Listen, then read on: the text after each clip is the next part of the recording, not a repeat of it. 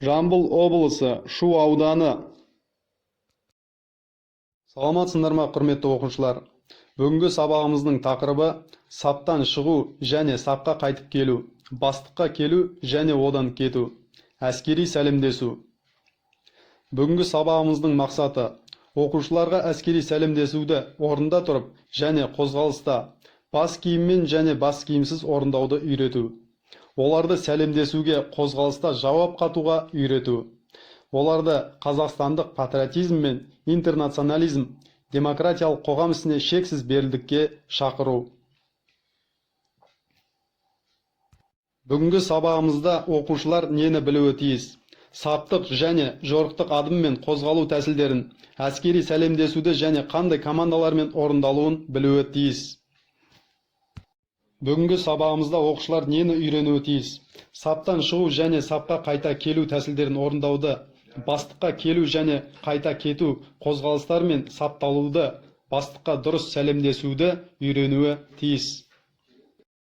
Сәлемдесу анық және ширақ түрде орындалады. Әскери сәлемдесуді саптан тысқары өз орнында бас киімсіз, бастықтан атағы үлкеннен 3-4 адым жерде тұрып орындау үшін сол жаққа бұрылып, саптық тұрысты қабылдау керек. Және оның соңынан бұрыла тұрып, оның бетіне қарау керек.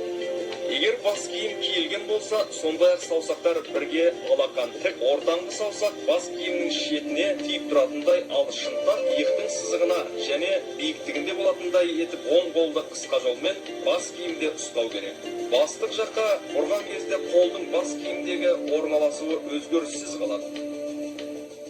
Әскери сәлемдесуді саптан тысқары қозғалыс кезінде бас киімсіз бастықтан 3-4 адым жерде орындау үшін бір мезгілде аяқты қоя отырып, қолмен қозғалыс жасауды тоқтатып, басты бастыққа қарай бұру керек.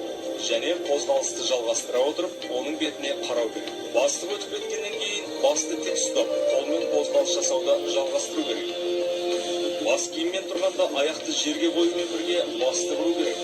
Және оң қолды бас киімге қойып, сол қолды қозғалтпай бүйірде ұстау керек.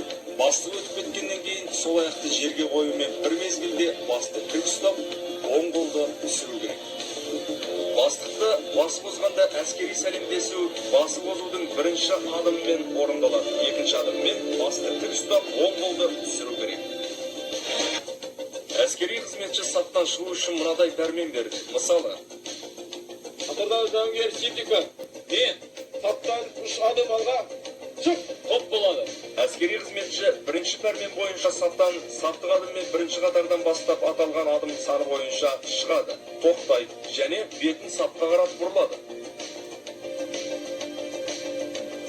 Қатардағы жауынгер Жақтыбаев, мен бері кел, топ болады. Пәрмен бойынша әскери қызметші бірінші қатардан тура 1-2 адым жасап, жүріп келе жатып бастық жаққа қарай бұрылады. Қысқа жолмен саптық адыммен оған келеді. Және 2-3 адым жетпей тоқтап, келуі жөнінде баяндайды.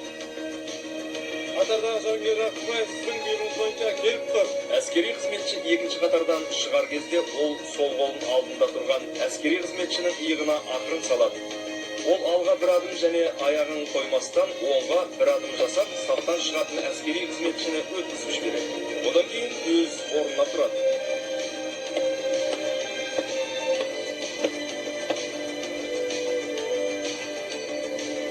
Әскери қызметші бірінші қатардан шыққан кезде оның орнына екінші қатардағы оның артында тұрған әскери қызметші тұрады.